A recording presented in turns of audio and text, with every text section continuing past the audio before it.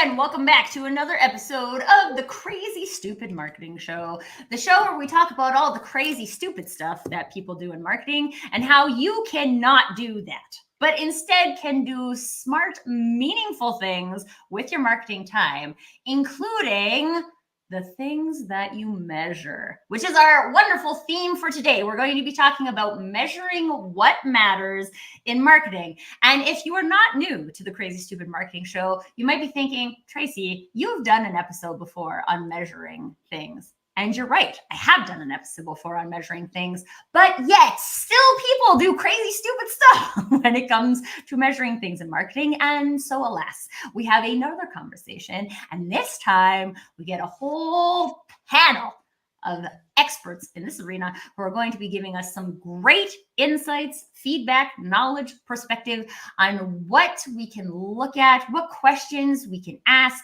that will allow us to actually measure what matters for our business and how we can get our business to the goals we have set for it. If you are joining us live, and most of you will not take me up on this because most of you don't ever take me up on this, but there's this fancy little comments space here. We would love to know that you're here, and we would love to hear what are specific challenges that you are having in measuring your marketing, effectiveness, ROI, all the good stuff that's going to come up in the conversation, or any specific wins that you've had, because this is an opportunity for us all to inform each other and learn together. So if you're here, we would love to hear your voice in the conversation. And with your voice, we also have some lovely panelists who are joining us today. And there's like so much robust knowledge in the measurement arena here. I'm super excited for this panel. So would you like to meet them? I think we should meet all of our panelists. Before we get started, because I always forget to say this, I'm Tracy Borison. I am your host today, host of the Crazy Stupid Marketing Show. Also, I have been in and around some smart marketing measurements and some really not smart marketing measurements over my time in the marketing arena. So I will have some experience to share today. But let's get to the panelists, because these guys have, I should add this up on the panelist episodes, like how many years of experience are on the panel, because I think it would surprise No, we don't people. want to talk about that. No, Stuart has 100 years. We don't want to talk about that. I'm only 21, so I only have like 1 year of marketing experience, Tracy. I just learned a lot in that last year. You can have a very impactful year. This is true. You can. I'm only 21 in a few months. It's just I haven't counted the months in a while. It's like when kids are small and you count how old they are in months. Yeah, this is how many months of marketing experience you have on this panel today. No, but in all honesty, we have some amazing brains with us today. So let's learn a little bit more about who they are. I'm going to come to you guys in the order that you came into the studio. So you know what that is. Paula, coming to you first. Tell us a little bit about yourself and why measuring what matters to you. Sure. So my name is Paula Scaper. I'm a management consultant. I have a firm called 33 Dolphins Growth Strategy. I'm in Western Canada. And I have spent 20 some years working with CEOs specifically around sales and marketing and aligning strategic decision-making with business goals, sales and marketing strategies. So measurement is a big part of it. The reason that measuring what matters to me is because if you measure the wrong thing, you might make a poor decision based on what ultimately turns out to be misinformation. And we'll talk about what I mean by that later. Oh, so much misinformation when there's so much data available. Awesome. Always a pleasure to have you, Paula. And Stuart. Yeah, hi, I'm Stuart Webb. I'm a little bit further east than Western Canada, although I've enjoyed some time in Eastern Canada. So I'm sort of in the middle of the UK right at the moment, where it is well into the autumn or fall season, as you might call it, and it's got very cold and very wet in the last couple of days, which has been really unpleasant. What's my history? Well, I call myself the Scientific Business Value Builder, and that's basically because I was a scientist. And as you know, scientists measure absolutely everything. But I was a scientist for about, I don't want to say how many years before I eventually started out in my journey of sort of building and starting businesses. And one of the things that I discovered early on in that business building career was I needed to take a lot of those scientific principles that I learned as I'd like to say young scientist, but I was in my 30s when I finished that career, so not that young. But I took a lot of those principles of what I'd learned, which is where you measure. If you measure the right thing, you can actually interpret the data properly and make the right decision about what you do with that data. And so I absolutely agree with you, Paula. So many people measure stuff and then make a decision based upon what they've measured, but they've measured the wrong thing, or they've measured it in the wrong way, which is worse, and asked the wrong question. And I think that's the key thing that I think about measuring now, is what's the question you are asking, because that drives the data you're gathering and the answer that you're going to get from that data. And so many people are asking the wrong question. And I can talk for hours about my experience of using some techniques about that. But for me, a lot of people are currently asking all the wrong questions, and they're getting lots and lots of answers, but none of those answers are making sense and helping them make the right decisions. So we'll talk in more detail about that, I'm sure, Tracy. Oh, yes, absolutely we will. And this actually reminds me of the conversation I had with Mark yesterday about asking good questions. So Mark, tell us a little bit about you and why measuring what matters. Well, I mean, roughly 20 years ago, I was probably a marketer, a senior marketing leader in large companies, not altogether different than anyone else.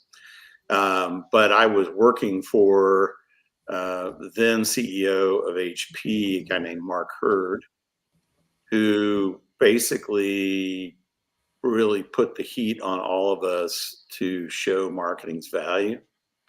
And so I went on a trek, so to speak, for the next 15 years to figure out exactly how I would take existing math, like regression, for example, right, and translate that into an operating system that could scale and could deliver insights. And so by the time I was CMO of Honeywell Aerospace, where we did this at scale on a global basis, I was probably circa 2012, I was probably one of 3 B2B CMOs that could actually say that we'd stitched it all together and could present a cohesive portrait of how we impacted more deals, bigger deals, and faster time to close for the business at not only at the global level, but any market that we were in. So when you do that kind of work, right, it's necessarily self-interested. But then at a certain point, you get to a level of maturity where you realize that there's actually a structural set of problems below what you're working on. And as far as this is concerned, this goes beyond marketing and go-to-market. This is really about operationalizing analytics at the clock speed of the business. And part of that is latency issues, conquering the latency issues, scalability issues, certainly cost issues. I was spending $9 or $10 million a year at Honeywell just on analytics, and it was mainly because of all the people we had to hire. But it's also about understandability, because you can literally do every other part of this equation correctly, and if no one in the business knows how to make a better decision as a result of your work, right, it's all for naught. It's just a total bust, right? So that ultimately, those realizations led us to create Proof Analytics, which is a causal analytics software company. And I'm sure there's going to be some more things that come up in the conversation around that today. And I had my demo of Proof Analytics yesterday, so I got to see behind the scenes. Very cool for anybody who's looking at marketing analytics. Just call Mark and have a demo. It's worth it. Okay, I want to start with this concept of asking the right question, though, because I feel like in a world of data where there's there's data about everything, right? And Mark, one of the things we talked about was even just like how AI can synthesize data, and like there's a lot of data out there. So before we get to the data component, let's talk about asking the right questions. So who wants to start with some of the things? I want to start with the wrong questions. How can we identify what the wrong questions are? The wrong question is anything that begins with data. Right? That's a good way to look at it. Actually, you start at the other end of the spectrum, right? And you start with the business questions that people really want to know the answers to, most of which, by its very nature, are causal, right? And that then suggests an analytics framework, let's call it that, right? That says, okay, if we're going to answer the relationship issues, questions related to this, right, we're going to need the following types of data. It's almost like a recipe card, right? If you're going to make this dish, you need these ingredients before you can begin to combine them together. And I think that is the missing step for a lot of companies that we work with, is a logic step. And they tend to gravitate to a data first strategy because from a process perspective, that's understandable, but not from a logic perspective. It's inverted, right? And I'd say that the other thing to really keep in mind all the time is that as important as data is, I mean, it's crucially important. It's essentially a proto asset, right? It's always and only about the past. And you cannot extrapolate accurate off of data. You can't stare at even beautiful data visualizations and figure out what's going to happen next. Yeah, you're right, Mark. An awful lot of data that we gather allows us to steer a business by staring in the rearview mirror. We're not looking through the windscreen at what's going to happen. We're looking at what we've done and how we've course corrected, and then going, well, okay, we're now going in this direction. Is that the right direction? We'll find out later. And that's a really bad way of doing it. I think, Mark, what we were highlighting was, and this is something that I've done a lot with businesses that I've run and businesses that I've been involved in running and companies that I'm helping to the founder to run now. They do an awful lot of, well, we need to understand this. So let's just try and find out something that we've already got in our mass data that we've collected and see if that will tell us. And so often what they've forgotten is that if this is the direction we want to take, then what we need to do is say, okay, that's a direction, but there's got to be some way of understanding that we're on course for that. And we start collecting the data and use that to keep us aligned with that direction. And one of the things that I really sort of think that too few businesses do in their very early stages is they set themselves what I call a North Star metric, you know, the one number, the one thing that they can look at and keep themselves aligned. And the thing that they fail to do is start measuring that early. They measure lots of things, none of which tell them anything, but they then use that. And this is where we come to the question. They then use that, as Mark was saying, they then use that and say, well, we've got a measure of the number of clicks on our website. So we're going to use that and we're going to drive that up. And that's great. But unless you've got an effective call to action and that call to action aligns with the business strategy of what you want the person that's on the website to do, it doesn't tell you anything. But a lot of people get very excited because they've got an increase in a number and they go, that proves, and it doesn't. It's back to that sort of, just because when it starts raining, lots of people put up an umbrella doesn't mean that putting up the umbrella will cause it to rain. It's not cause and effect. It may be a correlation, but that doesn't tell you anything. And that's where I often find people saying things like, we've measured a such and such increase, and you go, okay, well, what does that mean? How does that tell you what you're looking for? I think sometimes what happens, actually a lot of times what happens, is that the question being asked is a question that has a yes/no answer. And any reasonable data scientist, when it comes to marketing, can interpret data in multiple different ways. So, often a client will show me something that's happening on their website, and is this happening because of, or is this indication that? And they're looking for a certainty, a yes, no answer, when in reality, the answer is often, well, possibly. Here are some things, and we need to look at some other metrics to figure out what that might be. There's a gentleman from your neck of the woods, actually, Stuart, whose writings and I really enjoy. His name is Rory Sutherland. And he has a story that he tells, a parable that he tells about the coffee shop. So I don't know about you all, but I like to go for a nice latte in a nice coffee shop. Well, coffee shops have been closing earlier and earlier. And sometimes now in parts of Vancouver, 3 o'clock, 3:30 in the afternoon, 3:45, they're closed. The door is closed, everything's, and it, because, why? Well, we don't sell coffee after 4 p.m. He tells a story of, well, what happens at 3:30 in the afternoon when the store is closing at 4 and the staff is only paid until 4:10 or 4:15.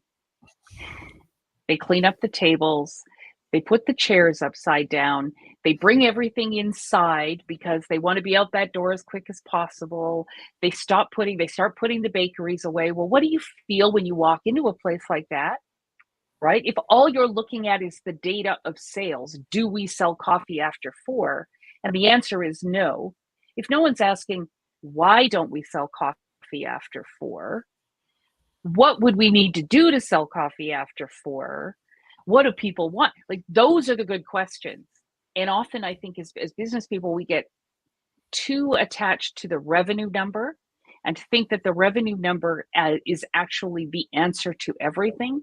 It's not. It's the byproduct of everything. Right. Yeah. And ultimately, if it's going up, we're happy. If the profit's going up with it, but it's a not a leading indicator. It's a lagging indicator. And if we're only looking in the rearview mirror when we look at that. So much of business thinking is evidence of a desire to live in a deterministic world, right? Where you create a machine, almost like a vending machine, and you put certain things in and you're guaranteed every time to get the same things out. Kind of like the law of gravity. You take 100 rocks up to the top of a building, you throw them off, you're not going to find any of them floating in the air, right? They're all going to hit the ground. But the reality is that outside of a few things like that, we live in a very probabilistic world. And the business decision is about understanding why things happen to the best of our ability anyway, and making a better and better and better bet. And the ultimate goal is to ultimately trigger the law of compounding. Because if you keep making better and better and better bets frequently enough, that's exactly what happens. And so it's just I totally agree with you, Paula. I mean, I think that is, that deterministic mindset has done more to foreclose selling more lattes after 4 o'clock than we can possibly imagine, right? It's a huge issue, and it's not the question that you have to be asking is more about why, what, and how than yes or no. I think the story about the coffee shop's really interesting. It reminds me of a discussion I had with somebody who wanted to know how they should measure the effectiveness of the reception staff, because they didn't really produce anything that they could actually sort of, capture and think about. And the one thing that I said was measure the number of smiles they get, because the smile is a way of welcoming people into the building. And if they're smiling a lot, you're going to get people feel better about entering into your building. And they went, that's a ridiculous thing to measure. And I went, why? It's directly related to how you want the staff to be. That is welcoming. And you don't welcome somebody with a frown. You welcome somebody with a smile. So sit down in the reception area with a stopwatch and count how many times they smile in 5 minutes, and give them the feedback and say, we'd like you to smile 2, 3, 4, 5 times more than you were in the last 5 minutes, and actually sort of incentivize them with the behavior that drives the result that you want. And I think we go back to the coffee shop and ask the question, what are we incentivizing there? We're incentivizing the staff to be finished by 4 o'clock. In fact, we should be saying we incentivize you to make your last sale at 4:03. And then, then it's time to clear up. But we should be incentivizing people to go to the thing that we know will drive the best result for customers. So, with the example of the receptionist, I remember the manager sat down with the reception staff and said, I'm going to be measuring how many times you smile. And they were frightened, and they said, well, what would you like us to do? Sometimes we don't feel like smiling. And the answer was, I'd kind of like you to just force it. So sometimes we have to push people into that space. We have to start looking at things that make them uncomfortable and measuring what we actually know will be a good result, even if it's not comfortable. And interesting too, because there's always, like, even in the correlation and the causality conversation, right? I think one of the things that a lot of people understand from a smiling perspective is that when you smile, you feel better. Right? Even if you didn't feel like smiling before, if you do smile, then you might feel like smiling after. So it's interesting. And in a way, I don't know, I personally love the whole concept of bringing more smiles to the world. But I want to talk about the version of the questions and, like, how do we make them your question? So let's keep going with the coffee shop example here. Why does the coffee shop care that they're not selling coffee after 4 o'clock? Like, if your business question is, how can we sell coffee after 4 o'clock? Well, there's probably shift worker people that really want coffee after 4 o'clock. There might be people there. So, like, how do we take this concept of a quote unquote good question and translate it into your question, the questions that are meaningful for your business? Well, a few of them are going to be things like the difference between effectiveness and efficiency, right? I love that one. And so when you have employees cleaning up early so that they can leave promptly, they are being very efficient in their own interest. And it's costing the restaurant effectiveness in terms of sales, right? And it's perfectly understandable, I think, that a restaurant over time that sees revenue disappear after 4 o'clock, right, is going to say, we need to control as many of our variable costs after 4 o'clock as possible, right? Can't really do anything about the pro rata on the rent, but we can stop paying people, right, to be there. And so it becomes a little bit of a vicious circle.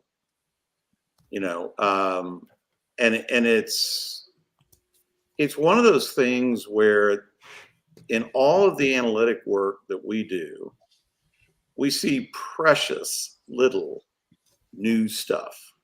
And what I mean by that is the business questions that need to be modeled are remarkably similar, particularly, say, the top 20, right?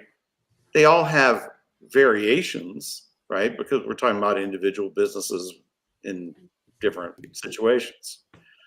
But the fundamental question is always like, we want to understand the impact that everything we're doing in go-to-market has on revenue growth, net of time lag and net of external headwinds and tailwinds. I mean, that's kind of a classic. And then they do the same exact model on margin growth, and they do it again on sales velocity, which is. But Mark, what would you say? And I'd love to hear the other panelists on this side too, because I think all of us have probably seen these, like, kind of foundational questions that we can ask from a business perspective that are going to show value or not show value. Mm-hmm. But I also, like, personally, I experience a lot of people who are asking the question because they found that question on a list of questions they asked AI to give them. And so now they're asking them as just a list of questions to ask, but they don't have that like business connection, like why Right. I actually want to know the answer to that question. So how do we, knowing that probably a lot of the foundational questions are going to be the same, what is an additional step that people should be looking at in terms of their like connection to the answer? So, I mean, there's that old story, right, from the movie about sell me this pen, right? The average CEO and CFO are looking at the marketing team or anyone else that's part of go-to-market and saying, sell me this pen. Tell me why you exist. Why, what do I need you for? What do you do? What's your contribution? Right? That's why they have a direct self-interest in making sure that they have the right answer. That's why it's not just a question on a flashcard that they got handed by somebody. It's real life. And it's one of the main reasons why, unfortunately, in the B2B space, marketers are the ultimate C-suite meme. Right? I mean, and in working on my book and interviewing all these CEOs and CFOs about go-to-market, you hear a lot of them. And some of them are just like, you're just sitting there going, wow, that is A, really mean, and B, hard to argue. Right? Well, and so, I think, yeah, I'd love to hear your thoughts on this too, Paula, because like from the growth strategy perspective, right? I think a lot of times marketing gets an easy out from that, right? And I wouldn't say pretty marketing obvious. gets an easy out. I wouldn't say no by no stretch of the, because look, when a company wants to grow, they go to marketing and they say, sales are down. We want to grow. What are you going to do about it? The sales team needs more leads. We need different product. We need whatever. What are you going to do about it? When the sales go up, sales points to, oh, look at our closing rates have increased by 20%. Oh, look at, we've generated this much incremental revenue. And marketing gets, well, what did you do to contribute to that? Show me the numbers. And I think the challenge that marketers struggle against is that effective marketing is a multiplier. Effective marketing improves the results that other departments are measuring. And what we're doing, I mean, we're measuring how many people clicked on a website. Well, that doesn't mean anything, frankly. Those people could be competitors. Those people could be kids in a high school science class trying to perform an experiment. We don't know anything about them, but that's what we do. And that's where marketing struggles. We've lost the concept of measuring for lift. That's so true. That you just totally nailed it. I mean, marketing is a nonlinear multiplier. It's not the only one in a business either, right? Interestingly enough, it's the nonlinear functions that struggle the most in showing their value.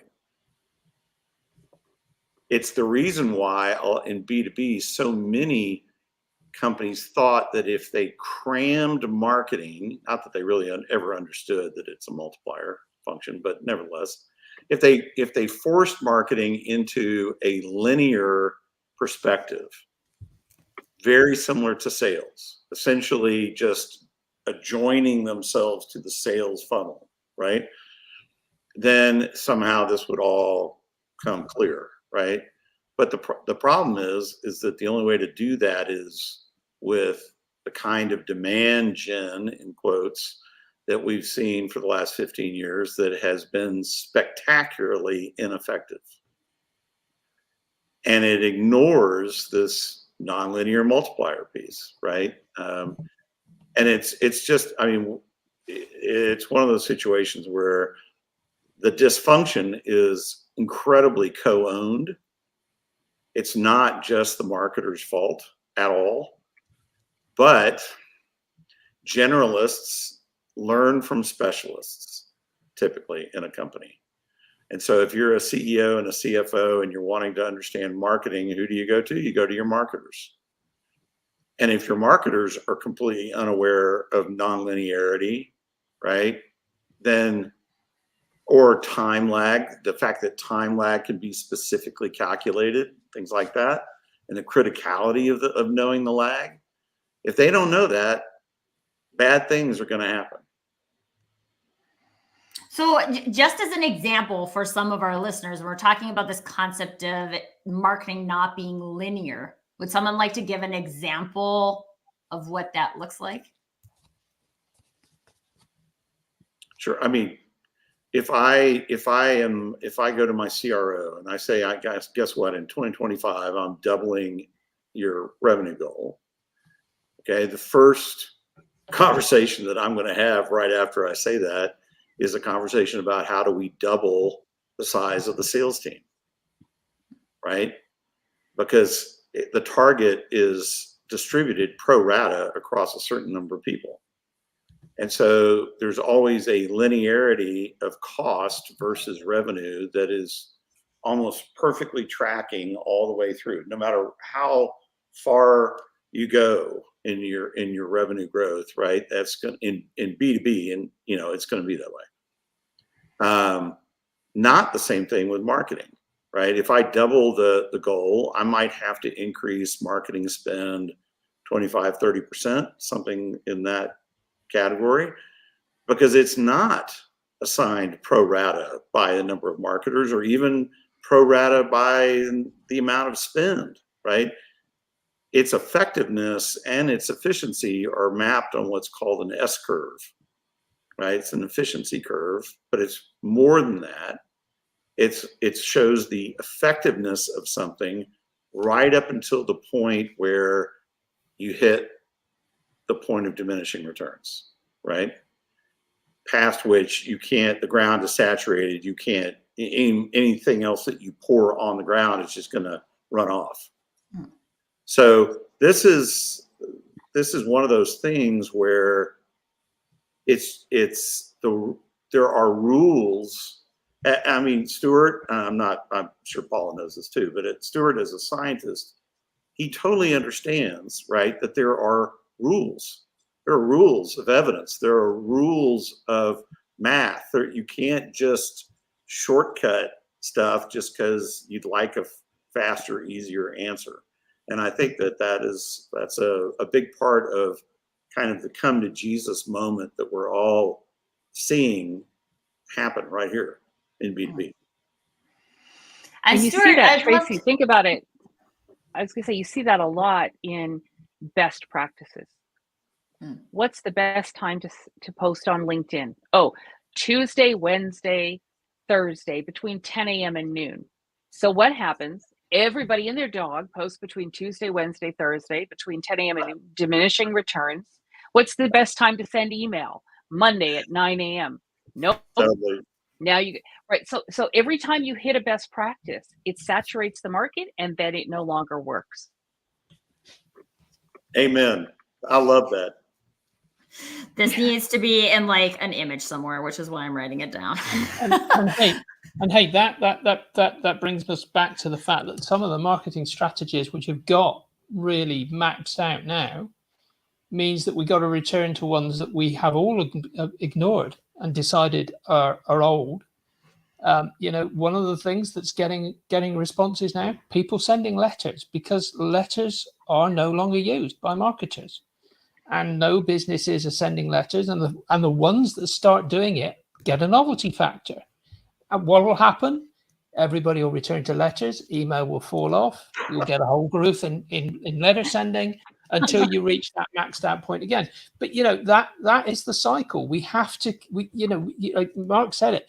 There's very little new in business to a large extent. We got to accept.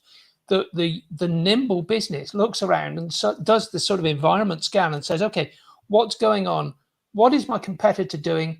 I've got to do something different. And if that means going back to an old strategy, which worked, but has become less effective because everybody else is now doing it, why not? It's back down to that question we've got to ask. We've got to ask the right question. You shouldn't be asking, what's the new thing? You should be saying, what's the efficient thing? We go back to the efficiency thing that Mark was talking about. You know, I worry an awful lot about, you know, I was working with a team recently. A founder brought in a bunch of new people, and they were trying to be really efficient with their time. But the fact of the matter is they weren't being effective.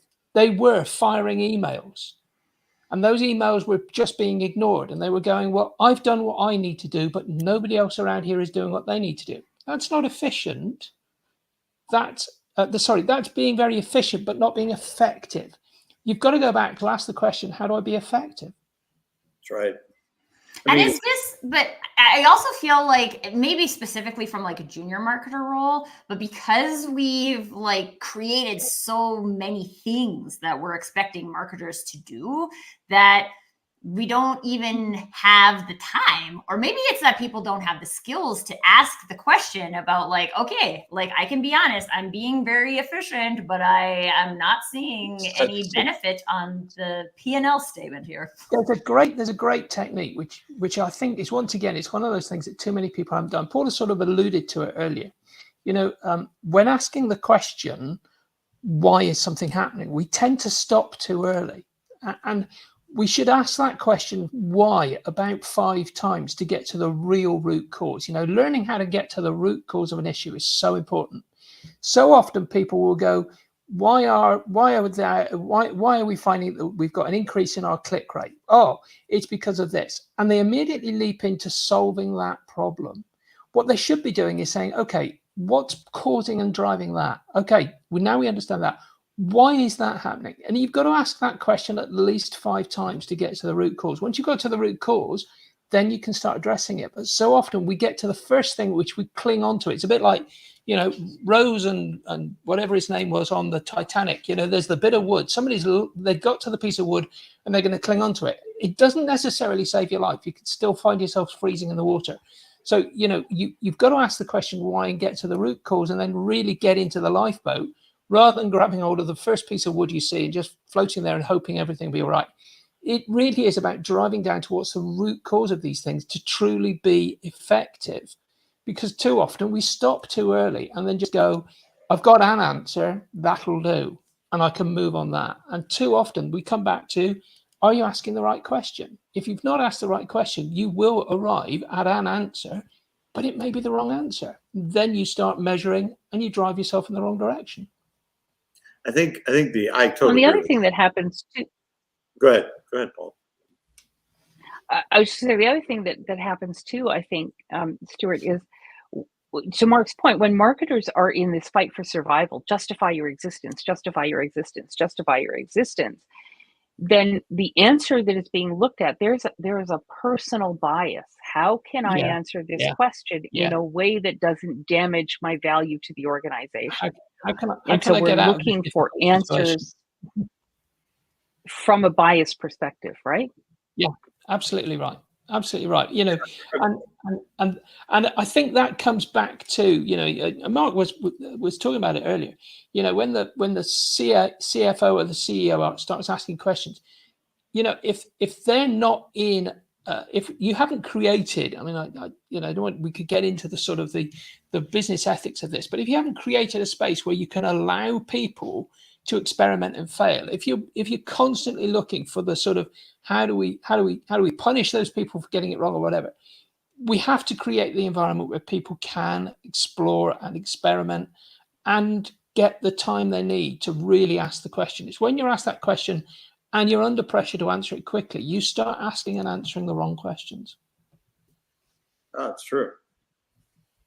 I think that it's also really important to, as we've already noted, right, how human this is, and that it goes way beyond any particular function.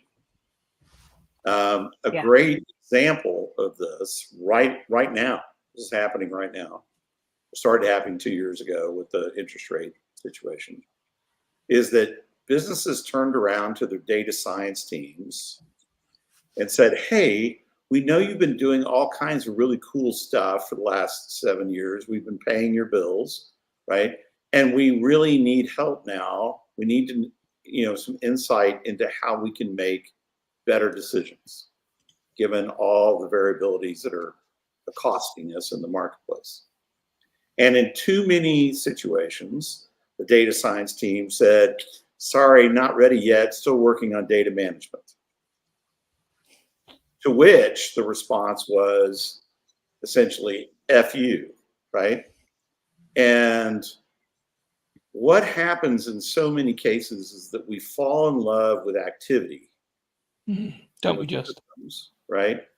And we do not focus on adding value, and we do not focus on our effectiveness. And so what is happening right now in data science is actually very much like what happened 20 some odd years ago with IT. It's being moved under finance and probably will stay there for some years. And it's not because finance thinks that it knows data science better than data science does, but it is a desire to say, we're going to create a business first culture in data science. And when you hear a CEO or CFO talk about subordinating marketing to sales, for example, that's a similar impulse, right? And so part of the issue, I think, that we're also grappling with here, and it's not a fun one at all, is that there's a tremendous amount of ignorance within B2B about marketing and about how to understand its value and what the rules are. And it stands in stark contrast to B2C in this regard. B2C spends a ton of money on market research and a ton of money on analytics. It controls the 4 Ps, and it has more than a passing acquaintance with the P&L, right? Almost none of those things are true in B2B. And so when you see people, for example, say, oh, I've got MTA, right? I now have attribution. And yet they don't understand the technology beneath MTA, and they don't understand what attribution actually really is, right? That it's indivisible from causality, or if you want to be technical about it, causal inference, right? And so they're just willy-nilly breaking all kinds of rules all over the place, usually not even realizing that they're doing it, right? But it damages their cred immensely. And that's one of the things that's got to stop. It's a lot easier in some respects to stop doing things you shouldn't be doing than it is to start doing things you should be. I think that's true. It is very, very difficult for people to stop doing something because it becomes a talisman. It becomes something they hang on to. That's right. You know, we've always done it this way. It's one of the things I hear an awful lot. You know, we've always done. I mean, just, you know, I was having a meeting with a sales manager about his meetings, and I was asking how effective the meetings were. And he said, well, they're absolutely brilliant. We get results every week. And I go, okay, show me the results that you get from your meetings. And it became very obvious very quickly that actually he wasn't really measuring the effectiveness of the meetings. He was measuring action points that were coming out of the meetings, and he used that as a measure. And I said, I think you should stop these meetings because I don't think you know why you're having the meetings. Oh, we've always had meetings. Yeah, I know you've always had meetings, but are they the right meetings, and are they the meetings that are having the effect that you want them to have in terms of driving the sales teams to produce better results? I get results.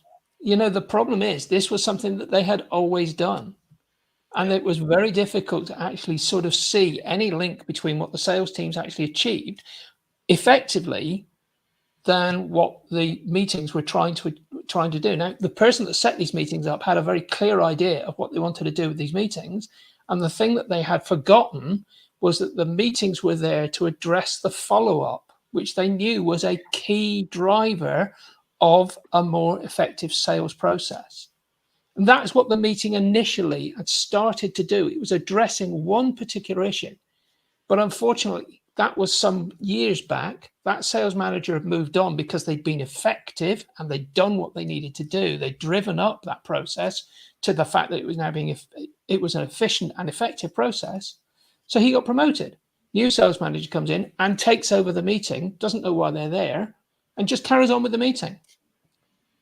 Unfortunately, the correlation between the follow-up, which was the initial focus of the meeting, had been lost. But they believed that because they had the meeting, they were getting a result. It comes back to, human beings are really bad at actually sitting down and understanding patterns. We don't see patterns in data properly. And even data scientists struggle sometimes with patterns in data. My research many years ago involved me having to rethink how I interpreted stuff. And it took me a long time to understand that actually what you have to do is stop believing sometimes your own theory, because actually you have to, sometimes you do an experiment and you get a result, and the first thing you do is, well, must have done it wrong. It happened to me in my scientific career. I did an experiment, I got a result, and I took it to my supervisor, and they said, well, you must have done something wrong because that's not the result I expected. To which my answer was, I did the experiment right. It's a clean result. All I can do is do the experiment and then come up with a theory to explain it, not the other way around. Now, we had a bit of a battle about that, but it taught me something that I've taken into the business context, which is you do an experiment, you get a result. You don't ask the question, is that right or wrong? You say, now I understand something, I can build my next experiment. And that's the way you build an effective process. Well, and I heard something once about the concept of like the scientific method, right? In terms of like, you need to have done things as part of the process to prove your theory wrong. If you're not actively trying to prove your theory wrong, you won't actually know if it's right. It comes back to that bias. I'm going into this assuming it's right. I construct the experiment to prove that it's right. Yeah. And then you're like, what did I really learn? And then you've got peer review, which is guaranteed to shoot you full of holes. Right. Well, I mean, and that's kind of good, right? But then it also makes me come back to, because one of the things I heard in your share there, Stuart, is this concept of ego. Right. And when we're looking at data and we're looking at metrics, we do have the possibility to see things that we haven't seen because we can't process that pattern, or we haven't seen it presented that way before. But a lot of times ego is what keeps us stuck. Yeah. So, and Paul, I'd love to hear your perspective on this from a growth perspective, because I do feel like ego is a limiting factor for growth in a lot of scenarios. And so what are what would you say is the relationship between data and ego, and the combination of those two things equaling or not equaling growth? So I prefer to call it bias. Okay. Than ego. Just because we've got, we're talking about human beings, and there's so much emotion attached to saying, well, your ego is in the way, right? Well, but we all have an ego, right? We can't get rid of our ego. It's part of identity. So we won't ever get rid of it. But yes, let's call it bias for the sake of this. So let's call it bias. And it's really our lived experience, what we've experienced in the past, what we've been told, what we've heard, what happens at the, CEO bar where we're all sitting around talking about what's going on in our business, and that the common wisdom, right? It's that unverified data that we accept as truth that then influences how we interpret data. So I think that's part of it. Is a lot of my work with, because I work a lot with CEOs of small, medium enterprise businesses, right? So they're growing, and they're I've never had a client that had $10 million to spend on analytics. I'd probably, be in heaven. It's just not something that's feasible for most businesses, right? So they're trying to figure out, how do I interpret this limited data set that I have using all these best practices without actually having the ability to gather the data set that they need. And a great example, a couple of clients, companies that I've worked with, they're starting up. They got a brand new product, right? And they want to do an ICP. They want to figure out who their ICP is. And they'll say things like, oh, I don't really feel like we have the data to be confident in our ICP. So what I'm going to do is I'm going to go out and I'm going to spend a whole bunch of money on SEO. And I'm going to spend a whole bunch of money on paid ads. And I'm going to spend a whole bunch of money on paid lead generation. And then I'm going to see who responds to those messages. And then that's going to be my ICP.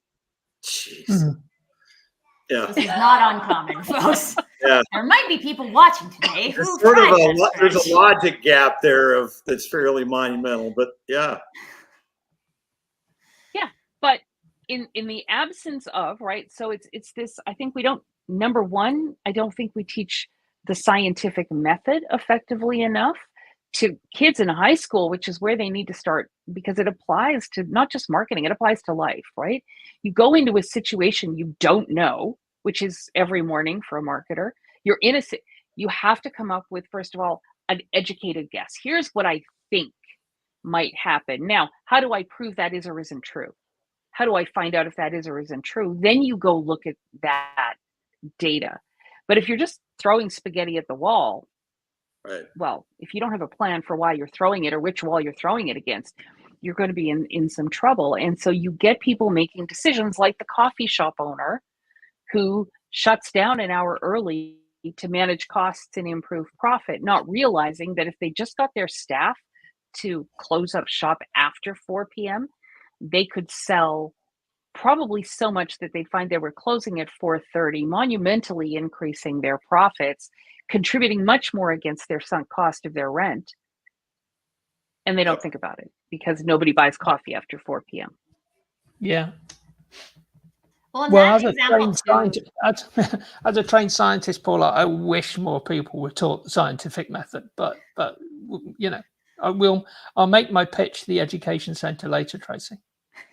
One of the best things I've ever heard on this. So I have a mentor that is a pretty well within a certain world. He's a pretty well-known physicist, right? And this is like 10 years ago. And he said, Mark, he goes, I can tell that you know a lot and that you're actually kind of proud of the fact that you know a lot. He said, but I want you to start thinking about everything you don't know, right? And then I want you to think about something that none of us can quantify, none of us can qualify. That is all the unknown unknowns. And he said, and then I want you to realize that whatever it is that you know is such a small part of all of that, right? That he said, I want you to do something. I want you to start using your knowledge, whatever you have, to curate your ignorance. And I found that to be profound, right? Because it always, like, occasionally you luck out. Both you guys know this, right? You hit an epiphany, you have an epiphany, right? This is something that was not on your radar, you did not understand 2 seconds before, and all of a sudden, bing, right? And then right after the exaltation of that, you immediately slip, if you're like me anyway, you immediately slip into recrimination about why you didn't know that sooner. Right. And that is what that has given me over time is a posture of humility in all this that actually has increased the number of insights and epiphanies that I get from the numbers. Right? Because I'm fundamentally not trying to prove that I'm right anymore. I am on the search for more understanding that I currently do not have. Mark, there's a profound insight into that, in that you I think you identified what marketers have to do. They have to acknowledge that they don't necessarily know the answer, but they are trying to run some experiments to get more information in order to drive better results. But we identified earlier the problems that most marketers have is the CFO, the CEO are not giving them the time, the space, and allowing them to do the right experiments to actually drive better results, because they're under pressure to prove the point. And so they're never given the opportunity to have those epiphanies, to have those moments when they actually can turn around and say, at long last, I've got the answer. If we say this, this, and this, in this order, in this way, in the right circumstance, that will truly drive results. We've not given people the time to make those experiments and actually prove it. You know, I'm a living example of somebody who sort of blundered my way to growing businesses. And I can promise you, I never got the marketing right on any of it. It was always horrendous. We were just blundering around in the dark, trying to make things happen. And we got there. But 90% of the time, could I look back and say, that was the magic switch? No. I spent half my life trying to pull different growth levers and wondering which one actually did it. I then started to apply what I'd learned as a scientist. Pull one growth lever at a time, find out what happens. If it doesn't work, put that one back, pull another one, and then do it. But I gave myself the time because I happened to be the CEO. I was allowing myself. If I'm working for the CEO and I'm saying, look, wait a minute, boss, I've got 3 levers. I've got to pull one at a time, and I've got to give time for the experiment, for the ship to turn before we know what's happening. They're not going to give me that time. But I think also, you know, Stuart, you're 100% nailing it on that. I think also, if any one of the 3 of us was in a room with the CEO and they said, we want you to try this and we want to know by tomorrow at noon, all 3 of us would have a good giggle and then say, okay, now really, right? There's a youth culture around marketing that has come with the advent of digital marketing, where we bring people in and we think if they can turn on a computer, they can effectively use Facebook, they've got a good TikTok following, that we presume they can do marketing. And so you get people coming into the field that, and I didn't start in marketing. I don't think any 3 of us actually started in marketing, but I had mentors. I'm sure you had. But you get people coming into the field now, straight out of school. You know, the ink's not dry on their diploma, and they're director of marketing for some company and expected to do execution and tactics, and they're running. And they don't really have the context or the business background or the experience yet to be able to hold that line firm. I have a client just recently was doing some work with one of the channels and was testing things, and we had our regular kind of get together, here's what I'm doing. And he was like, okay, so on Monday I made this change, and then that wasn't making a thing. So in the afternoon I made this change, and then I did this, and then I did that. And I said to him, how many changes did you make in the last 7 days since we spoke? He'd made 7 or 8 different changes. And I said, great. How do you know which one's causing the stuff that's happening now? You can't. But we don't teach people that. We don't teach them the things they need to know to be effective. And then we run around complaining they're not effective. No, it's true. I mean, the issue of time lag is a huge component of this. The other thing that I end up talking to CEOs and CFOs about all the time, right, and also marketers, is that it's a mathematical, I hesitate to say rule, okay, but it's something like a rule that 2/3 of a model is stuff that you don't control.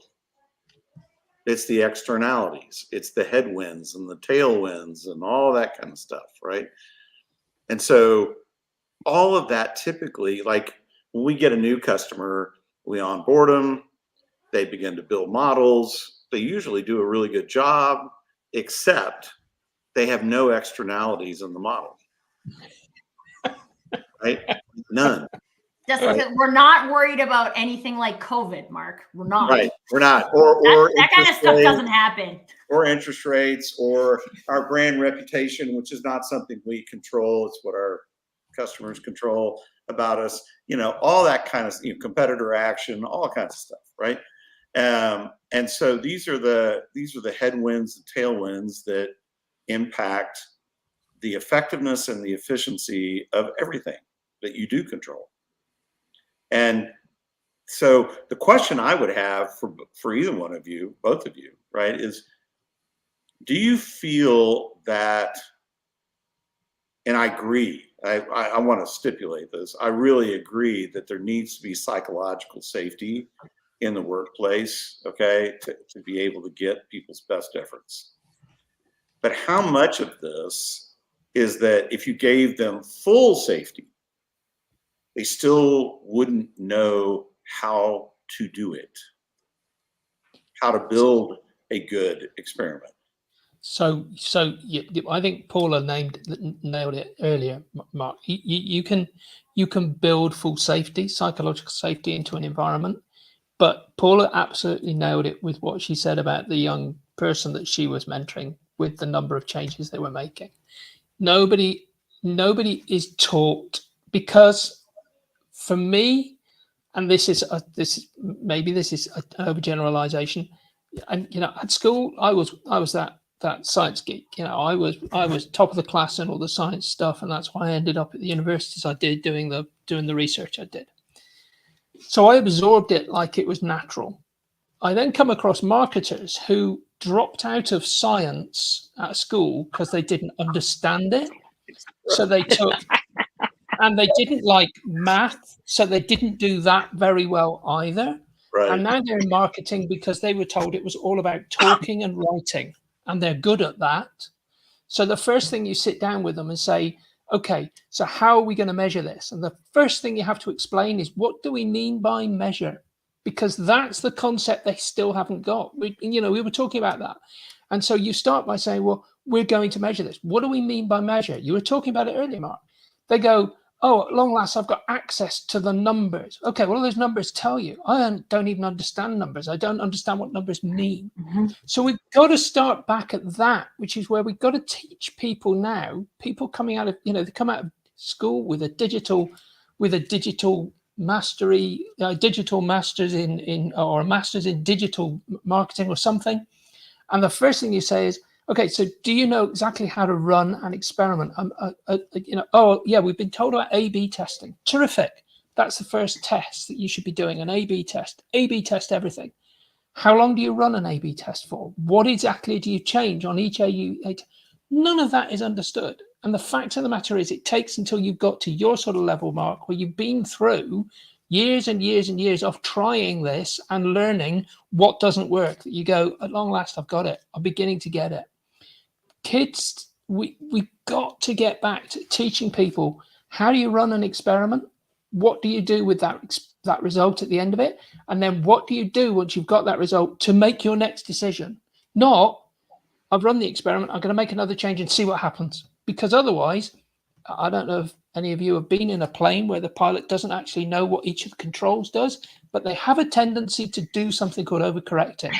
And somebody is flying a plane for the first time, they pull the stick back, the plane does that, and then it does that, and then it does that, and it's not I a good was doing ride. this driving my grandfather's electric wheelchair earlier today. I was like, whoop, nope, that's too far. Whoop, nope, that didn't turn right. And, I'm sorry to say it, most of the marketing departments I get involved with are doing this with their marketing. They are pulling the stick back, pushing it forward, pulling it back, and they've never got to the stage where the plane is just flying before they make a change. And they are doing, something happened, let's do it again. Let's do another one of those. Mark, you were absolutely right when you talked about sort of, those plans that you build, the model you build. How many of us stick in that our competitor might decide to invite to invent something which is a direct competitor of ours, and what that would do to our market plan? Yep. We just don't stick those sort of numbers in, because partly because we don't want to think about it happening. I was working with one element of a telecom supplier on a day when a product was announced called Skype. And you can imagine what that did to that market. It just destroyed their business virtually overnight. And I actually said to the business unit head, I said, did you have this on your risk plan? And he went, we never thought anybody would come up with a product like that. They didn't even want to think about it. That's part of our problem, I think. We kind of don't want to think about some of those because they don't feel good. So, what do we have to do? We have to go back to when you bring somebody into the business. First of all, let's teach them the standard. How do you run an experiment? How do you then interpret that? And go back to the what we talked about at the very beginning of this, which is when you're running an experiment, make sure you're asking the right question. Not any old question, but have you got down to the root cause of what it is you think you're trying to test, and then go test that one thing at one time, get a result before you make the next change. And I could get very emotional about this because I could, but it just worries me that we don't do it. Yeah, I have a question for the two of you. Yeah, sure. We know that, nobody gets into their career and wants to do a lousy job or wants to do it wrong. People are doing the best they can with the knowledge they have, the information they have, and the time they have available to them. And those things are determined at a level typically well above most marketers today that are actually charged with running this thing, right? It's happening in the C-suite, the CEO, sometimes the CMO, sometimes the CSO. How do you have a conversation with the C-suite to get them to the level where they understand what they need to be able to give to their marketing departments in order to create conditions for success? Because it's not just money. No, it's not. In my particular case, as somebody who actually went through that process at HP, right? I remember I went home one Friday after a particularly tumultuous meeting with Mr. Hurd, and I went out in my garage and I found this box full of old university textbooks, and sure enough, there were math textbooks in there. And I remember reading it with a level of interest that I had never shown in school, and it was a level of interest sparked by a deep-seated need to preserve myself, right? Yeah. And so I came back 2 weeks later with the required proposal that set forth a plan of attack, so to speak, on the problem, but also made certain kinds of key dependencies really, really known. Like, for one, at that time in particular, I was not even close to being a data scientist. So I needed some help, like doing the actual stuff, right? I needed some funding, maybe not a lot, but probably, if memory serves, it was like $250,000, right?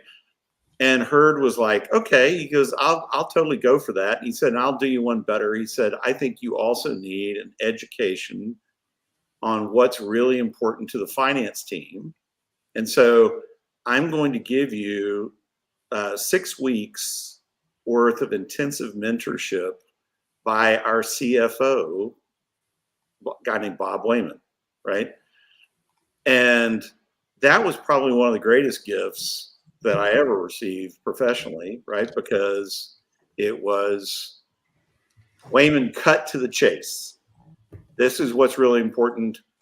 It was like the ultimate finance for non-financial managers course, right?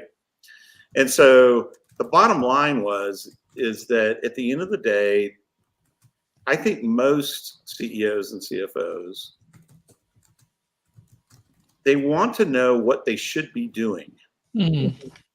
And it's not just that they constantly want to cut. They want to optimize.